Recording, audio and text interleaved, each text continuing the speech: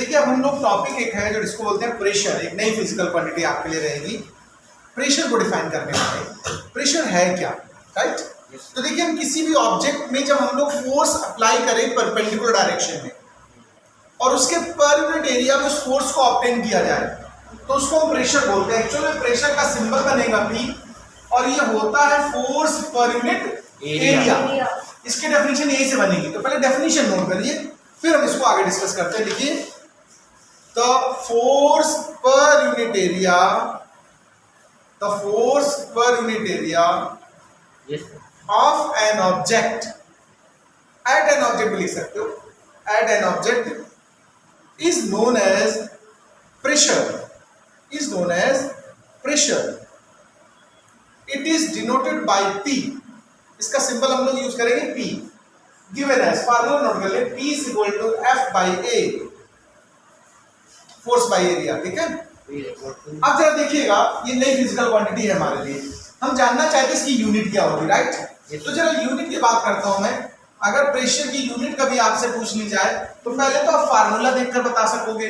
Force की Newton होती है, एरिया की मीटर स्क्वायर होती है, जानते हैं आप लोग नहीं जानते बात? तो फोर्स की न्यूटन हो गई और इसकी हो गई मीटर स्क्वायर, तो आप डायरेक्ट लिख सकते हैं newton per metre square. But SI unit इसकी एक और है, देखो एसआई यूनिट पास्कल, एक साइंटिस्ट थे उनके नाम पर हम लोग पास्कल लिखते हैं। इसको शॉर्ट में कभी कभी पास्कल को पहुंचेगा आपको पीए लिखा मिलेगा, पास्कल का शॉर्ट फॉर्म है पीए, ठीक है। और सुनिए अदर यूनिट्स जान लीजिए, फ्यूचर में नीड पड़ेगी कि अदर यूनिट्स होती बार, टॉर। ये जो टॉर वर्ड आया एक साइंटिस्ट थे टॉरिसेली, उनके नाम पर रखा गया है। टॉरिसेली के शुरुआत के देखिए अल्फाबेट्स उठाए गए हैं टॉर, तो बार और टॉर। जैसे one torr is equal to 133 pascal होता है। ऐसे कुछ रिलेशंस हैं, कुछ और यूनिट्स थी जो मैंने आपके सामने यहाँ पर। एक और होता है, देखो एक और सुन लो, एटमॉस्फेरिक प्रेशर। क्या होता है? Atmospheric pressure. एटमॉस्फेरिक प्रेशर ये भी एक रिलेटिव, मतलब एटमॉस्फेरिक प्रेशर भी एक यूनिट है प्रेशर की। इसका भी मतलब समझ ले, जो 1 एटमॉस्फेरिक प्रेशर होता है ये जरूर याद कर लो, 1 atmospheric pressure, 1 atmospheric pressure is equal to 1.01 10 to the power 5 newton per metre square. बिल्कुल इसको लर्न कर लो, ये सबसे ज्यादा यूज होता है। मोस्टली गिवन होगा आपको एटमॉस्फेरिक प्रेशर और हमें कन्वर्ट करके यूज करना होता है न्यूटन पर मीटर स्क्वायर में, तो इसके लिए हम लोग इस फैक्टर का इस्तेमाल करेंगे। ये भी एक यूनिट है, इसको भी नोट कर लीजिए आप लोग प्रेशर की। देखिए अगर प्रेशर की नेचर की बात करूं मैं तो हम जनरली इसको स्केलर कह सकते हैं, बट एक्चुअली टेंसर क्वांटिटी है। नेचर इसका क्या है? टेंसर। मतलब वेक्टर, स्केलर और टेंसर तीन तरह की चीजें होती हैं। देखो स्केलर, वेक्टर और टेंसर। ये ना तो स्केलर में आएगा ना ही वेक्टर में आएगा, किसमें आता है? टेंसर में आता है। ये थोड़ा अलग तरह का नेचर है, इसमें हल्का फुल्का दोनों का कह सकते हो इफेक्ट पाया जाता है, इसलिए इसका नाम पड़ा है टेंसर।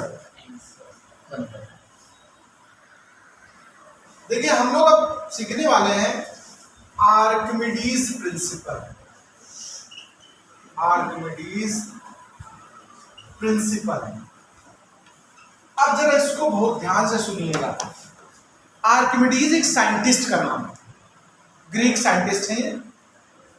इन्होंने एक प्रिंसिपल डेवलप किया है, एक फार्मूला कह सकते हैं, रूल डेवलप किया है, उसे हम बोलते हैं आर्किमिडीज प्रिंसिपल। क्या है प्रिंसिपल, थोड़ा इसको समझ लें। According to Archimedes, when any solid is sink inside the liquid, partially or fully, बात को समझना।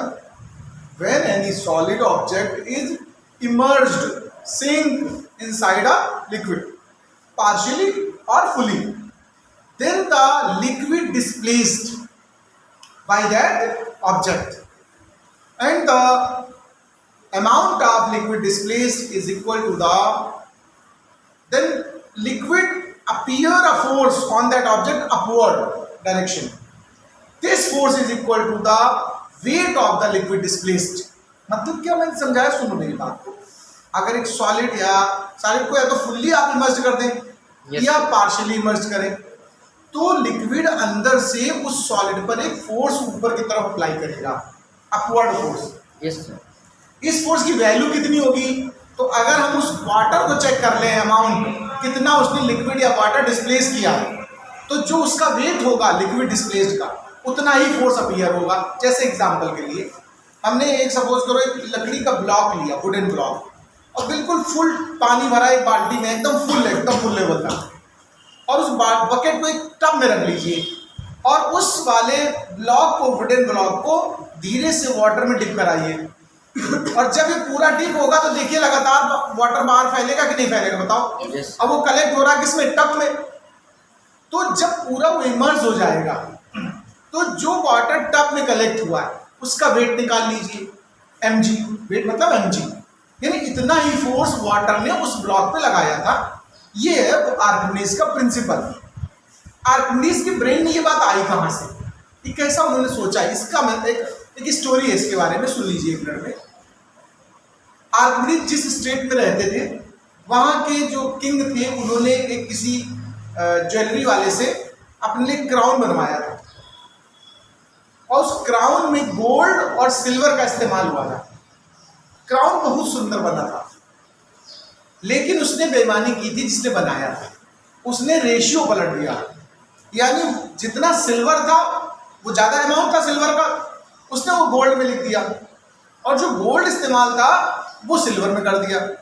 मतलब वो गोल्ड ज्यादा रिप्रेजेंट कर रहा था जबकि एक्चुअली यूज हुआ था सिल्वर ज्यादा। तो राजा को लगा कि मैं जानना चाहता हूं एक्चुअल इसमें कितना गोल्ड और कितना सिल्वर है, लेकिन ये क्राउन टूटना नहीं चाहिए, इतना अच्छा डिजाइन था, बना होगा, सुंदर लग रहा होगा। तो राजा चाहता था बिना तोड़े इसका हमें एक्चुअल फैक्ट पता चल जाए।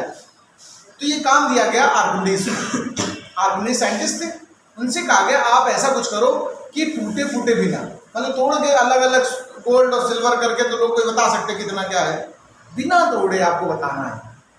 अब आर्किमिडीज काफी दिन तक इस पे सोचते रहे।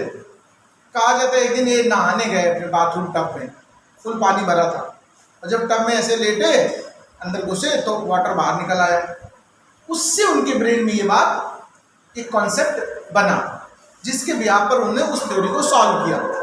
तो जो दिमाग में आया तो उन्होंने सबसे पहला वर्ड बोला यूरेका, नाम सुना होगा आपने। यूरेका वर्ड जो है मतलब find out, I got it, ऐसा मतलब इसका होता है। तो यूरेका कहते हुए दौड़ते चले आए किंग के उसमें पैलेस तक में, वैसे ही नहाते हुए, मतलब उसी पोशाक में। तो पीछे मतलब कुत्ते भी आए होंगे, सीधी सी बात है ऐसी सिचुएशन में। तो रास्ते पर बस यही शोर मचा रहे थे, यूरेका यूरेका, एकदम वो इतना खुश हो गए। तो यहाँ पर रिलेटिव डेंसिटी का एक कॉन्सेप्ट डेवलप हुआ है, वही प्रिंसिपल आर्किमिडीज का है। जरा स्टेटमेंट लिख लीजिए आर्किमिडीज प्रिंसिपल का प्लीज। लिखिए when a solid emerged, emerge मतलब समझते हो dip, when a solid emerged in liquid, when a solid immersed in liquid partially or fully, then partially or fully, then liquid applies an upward force on solid. Liquid applies an upward force on solid. The magnitude of this force is equals to, the magnitude of this force is equals to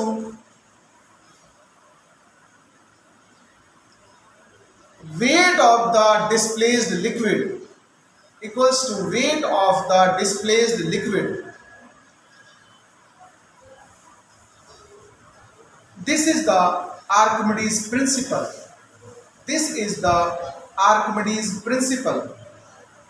Okay? एक और बात, छोटा सा point और बच्चा सुन लीजिए, relative density. अगर कभी हम लोग रिलेटिव डेंसिटी के बारे में बात करना चाहें तो इसका मतलब सुन लीजिए, इसका मीनिंग क्या होता है। रिलेटिव डेंसिटी में हम लोग विद रिस्पेक्ट टू वाटर की डेंसिटी सॉल्व करते हैं। जैसे density of any substance, density of any substance by density of water. अगर हम ये रेशियो फाइंड कर लें तो वाटर के अलावा कुछ और नहीं हो? नहीं, विद रिस्पेक्ट टू वाटर, ये गारंटी है इसकी। ऊपर कुछ हो सकता है, नीचे water, with respect to water, यानी जब हम डेंसिटी को वाटर के रिस्पेक्ट में फाइंड करें तो उसे हम बोलते हैं रिलेटिव डेंसिटी। इसको हम लोग ऐसे लिख सकते हैं, D R, R for relative, D for density, D R is equal to density of any material by density of water. ये एक फार्मूला बनेगा आपका। तो रिलेटिव डेंसिटी नाम लिख लो और मैं डिफिनीशन बोल देता हूं, लिख लो फिर इसको नोट करो। लिखिए, the ratio of density of any substance, the ratio of density of any substance and density of water is known as relative density. Formula लिख लीजिए ये इतना, और यहां से आपका ये चैप्टर फिनिश हो जाएगा। अब इसकी प्रॉब्लम्स करनी, न्यूमेरिकल प्रॉब्लम प्रैक्टिस में कराऊंगा मैं। रुको।